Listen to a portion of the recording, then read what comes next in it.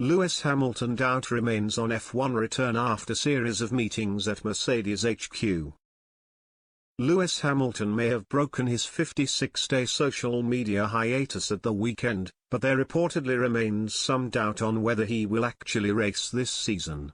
Mercedes team principal Toto Wolff admitted in the aftermath of the Abu Dhabi Grand Prix that Hamilton was disillusioned with F1 officials after the controversial race.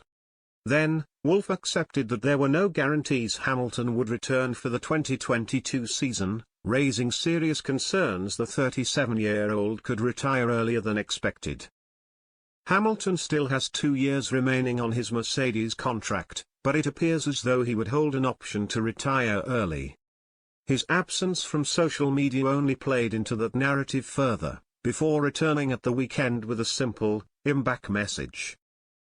Hamilton has also returned to Mercedes HQ at Brackley to seemingly begin preparations for the season. But Sky Sports' Craig Slater claims Hamilton's visit to the Mercedes factory was not confirmation the 7-time world champion will take part in the 2022 campaign. When asked on Sky Sports whether Hamilton will race this season, Slater said, "That is still a doubt. He is still waiting for the result of that FIA inquiry, even though he tweeted him back. Even though we learned yesterday that he had been to the Mercedes factory and I can provide a little more detail with regards to what he got up to.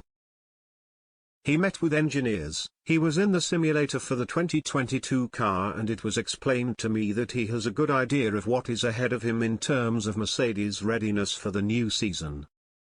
So a series of meetings, a full day at the factory. But that is preparation in order that should he be satisfied with the FIA's findings, he can go ahead and be fully prepared for the new Formula One season." Slater went on to add that Hamilton was included in discussions with F1 officials where the sport decided to pull the allocated slot for drivers to kneel in a show of solidarity against racism. "I have learned today that he's okay with it," he added. He agrees with the general principle that actions speak louder than gestures. F1 chief executive Stefano Domenicali told Sky Sports, "The knee gesture was important for the ones that believed that was an important gesture, because we need to respect everyone. But now is the time to move on and take some other action. The action is the focus on the diversity of our community, and this is the first step."